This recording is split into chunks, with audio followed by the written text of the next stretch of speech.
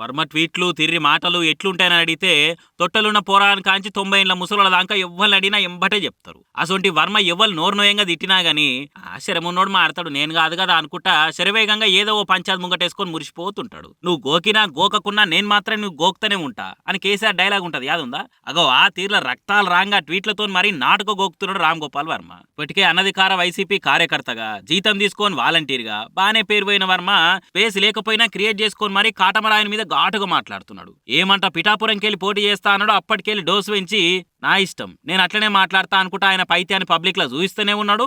Hard core పీకే fans కి పీకల దాంక కోపం తెప్పిస్తూనే ఉన్నాడు. ఇక పవన్ పోటీ చేస్తున్నాను తెలియగానే నేను కూడా పిఠాపురంకి వెళ్ళి పోటీ చేస్తా అని ఓ మాట కూడా అన్నాడు అప్పట్లా. కానీ పొద్దుమికేసి దిగినాక ఆ ముచ్చటను 3 మూట్ల బాయలం ముంచేసిండు. ఇప్పుడు కొత్తగా పవన్ కళ్యాణ్ ఎవ్వరు నమ్మకూర్రి, ఎందుకంటే ఆయననే నమ్మడానికి ఫిక్స్ అయ్యి ఎక్స్గూట్లే ఎగ్జైటింగ్ గా రాసుకొచ్చిండు. ఇక దీనికి రీట్వీట్లు, కామెంట్లు, కౌంటర్లతోటి జన సైనికులు గాజు గిలాస గణాలు గట్టిగానే ఇరుసుకపడుతున్నారు. అసలు నీకు రాజకీయాలతో ఏం సంబంధమే?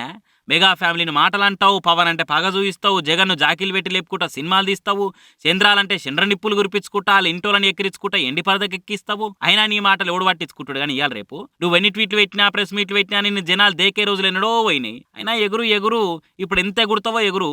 రేపు పిఠాపురంలో పీకే గెలిచినాక నిన్ను రాక్తాం కదా, రక్తాలు రాంగా రాక్తం రాసి పెట్టుకో అని రక్త చరిత్ర ఆర్ఆర్తో ఆవేశంగా ఫీల్ అవుతున్నారు. ఇక